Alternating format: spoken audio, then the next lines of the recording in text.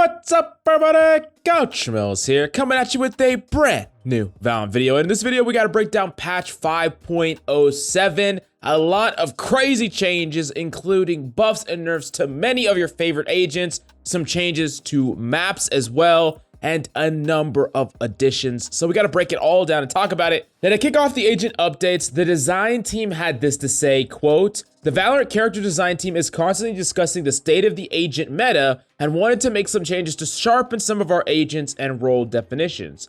We're in a more stable state since champions and game changers teams will have a decent time to acclimate before the Game Changers World Championships takes place. When it comes to duelists with flash abilities, many of them have been outclassed by some of our initiators when it comes to generalizing kills for themselves off their flashes. Skye and KO are often better at taking aggressive 1v1s than agents that we would expect to be able to thrive in those scenarios like Yoru, Phoenix, and Reyna. These changes are intended to increase the total team play output of Skye and KO when they're coordinating plays with their teammates and decrease some of their efficacy when played alone. We also hope to increase the reward for putting more time into mastering their flash abilities. We believe that initiators should be able to make solo plays, but they should ideally be weaker than the duelist counterparts in these scenarios." Now, this is a really important philosophy going forward for agent balance, and we're gonna revisit it after we break down all the changes and talk about them a little bit. But I'm so excited to introduce you to our new sponsor,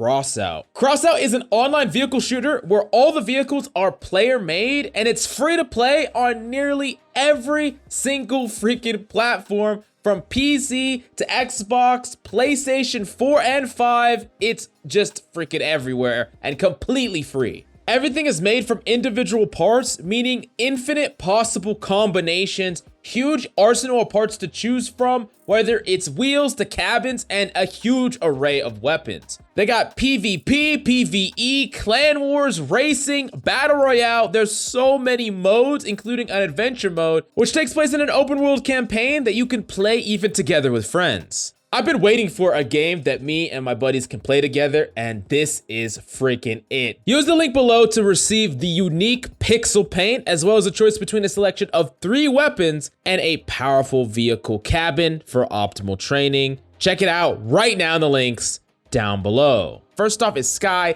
They said Guiding Light's destructibility didn't feel like meaningful counterplay, instead overly punishing when Skye tried to throw them at longer ranges. By increasing the top end output and rewarding Skye for bending her birds into the right spots, we intend to foster more teamwork and differentiate her Guiding Light from other flashes in the game, especially when compared to duelists. Guiding Light has now a flash baiting scaling paradigm. Basically, what that means is the Guiding Light now scales from 1 second to 2.25 seconds over a 0.75 second charge up after being cast. Basically, if you cast it and immediately pop it, it's only gonna blind for a max of 1 second, meaning partial flashes will basically be non-existent. But if you let it charge up the entire 0.75 seconds before you pop it, it's going to flash much more at that 2.25 seconds.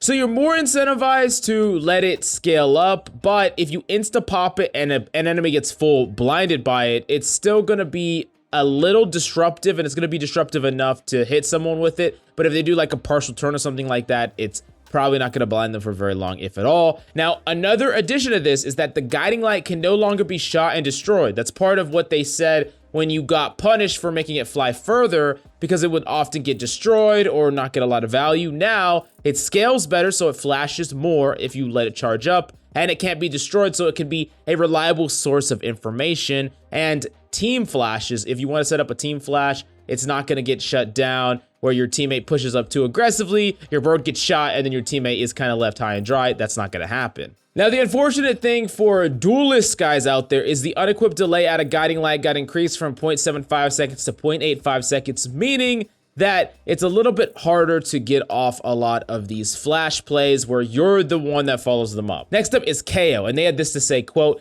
"KO's underheaded flash drive has been overperforming relative to other pop flashes, for example, Phoenix's flash or Yoru's flash, and we feel as though lobbed out left click overhand throws aren't generating a powerful enough reward for the mastery required to get them to pop in the right place. This tuning weakens the right click, when compared to pop flashes from Duelist, with the belief that KO should pay a cost for his versatility. So the flash drive, underhand right-click flashbang max duration increased from 2 seconds to 1.25 seconds. The overhand flashbang duration increased from 2 seconds to 2.25 seconds. And the unequipped delay out of both flashes increased from 0.6 seconds to 0.85 seconds. So basically, he's going to be far worse at pop flashing himself. He's going to be a lot worse at playing that hybrid initiator duelist role. And sometimes in ranked, he was really just playing a duelist role where you would just pop flash through a smoke and, swing yourself. It's going to be a lot better for you to set up what they're doing in pro play, which is those over-the-top flashes, those team flashes. That's going to be where the value is on KO.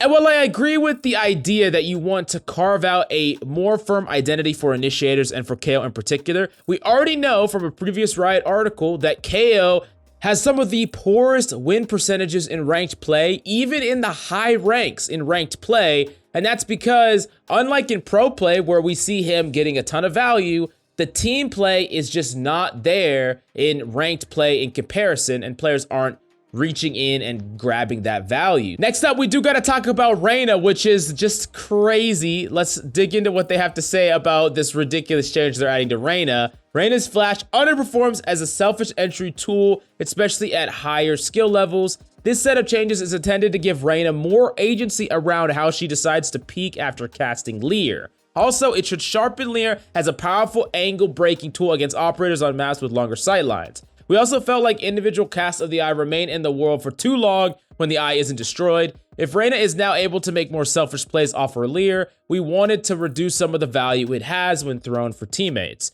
So the Leer, the windup of near sight effect decreased from 0.6 to 0.4. So the near sight effect is going to actually happen quicker. The range restriction on Leer is removed. So you can get blinded from across the goddamn map, from the, the back of Breeze to freaking CT, doesn't matter. You're gonna get blinded if you see that eye. The near sight unequipped delay decreased from 0.7 to 0.5.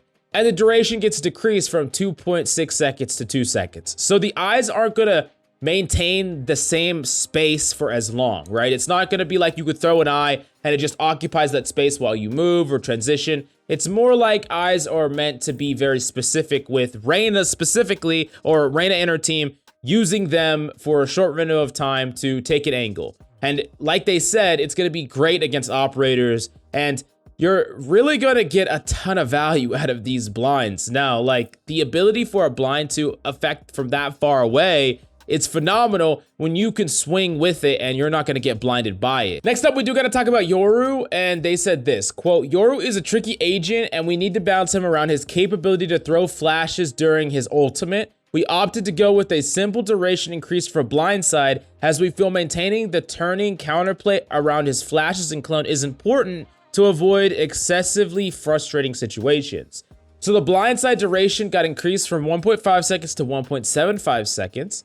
And they also talk about a number of different flash changes, like you're gonna be able to easily see if enemies are properly flashed or if your flash is fading. There's gonna be updated visuals in that regard. On top of that, the amount of time that you're gonna be able to get an assist for making a flash that a teammate follows up on is gonna be increased now. Now it's up to 3 seconds from 1 second. So, flashing an enemy, having them dazed, having them lost, and then your teammate following up, that's still going to reward you with an assist. And remember, that's important because assists actually count towards the MMR that is gained on a small level, and especially over the course of an entire match or multiple matches. So it's definitely good that that is updated, in my personal opinion. Now, next up, we do got to talk about Fracture. And Fracture got a number of different changes, and we're going to go through them and showcase them so you know exactly what to expect.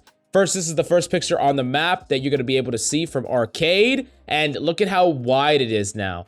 A lot more room to move around in here, and you could take a much wider angle here, and I think that this is good for, attackers, because one of the problems that would happen is Breach would stun this and enemies would push in, and you were kind of funneled in a very specific place. And now, because it's much wider, it gives the attacker side a little bit more room to breathe here, and it's a lot harder for the defensive side to make an aggressive play that pigeonholes you in the same way. Now, next up on B's side itself, I want you to notice this jump up. No longer is it a weird ramp into flatness into ledge. I don't even know what the point of that is. Now it's just a straight up ramp. It makes 10 times more sense and way less frustrating. I'm not gonna lie with you. I think this is way better, way more streamlined, and clearing the site is definitely gonna be a little bit more streamlined as well. Next up, we do gotta talk about B generator, and I want you to notice the changes here, how the overall area here is actually pushed together tighter.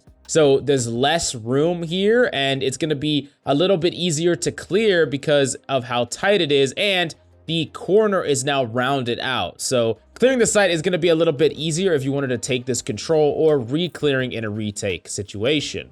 Next up, we have Defender Spawn, and Defender Spawn is getting streamlined a lot more. We're seeing this weird like geometry that is in the middle of CT. We're seeing that actually flattened out a lot more, and I think it looks just a lot better and a lot more clean. We're seeing this a lot, especially on Pearl, where there's all these random indentions and all this random obstruction that is kind of just getting cleared away. Maps are becoming more simple. Like, they're already complicated enough. We don't need to add decisions in every single angle. We don't need to add all these 50-50 angles and all these random indentions, and that's kind of what they're getting rid of, and I think it's a really net positive for a lot of these maps. Next up, we got to talk about A-Hall. A-Hall, once again, same concept. We take this weird geometry that was going on in this like flat wall with this rectangle, and now it's just all flat, and it's just great. Next up on A site, they're taking that box that was kind of in the middle, but there was a gap on the corner, and they're just pushing it to the corner. I really think that this is kind of like, it's obvious what's going on here. I talked about it before, but it's really streamlining these maps, getting rid of some of this strange abnormalities that were just there just to be there, like just for weirdness sake, I feel like, in a lot of ways. And I think this is a really good direction. Next up is Dish. Now, this one might be a little bit controversial, but they're moving Dish just straight to the left side. There's just a clear path here. There's no longer this 50-50 check, this weird check. This is another change that I actually really like, because I think that the play pattern around Dish was really weird. It felt like if you were a defender that needed to push out, you had to push out as a duo, and it was very strange sometimes where the angling just felt really weird when you were pushing in as an attacker and someone could peek from the left side. You feel like you have to hold the right side the entire time, and you could just get randomly peeked from the left at any time. And if you're just also, you could just get flashed, and it just felt really, really annoying. I'm not gonna lie, I personally felt like it was annoying. Now we're getting into some more interesting changes like this by drop, where it's indented but open. It's a lot different than it was before. I'm actually happy that they got rid of whatever that, you know, box and two tiny boxes was on the left side that was just an abomination. But they did a lot of interesting things here where the angles are a little bit weird, and I'm not entirely sure how I feel about this until I play it myself. I think that this is probably going to be a good change, but at first glance, it does seem a little bit strange. I want to know what you feel about it in the comments down below.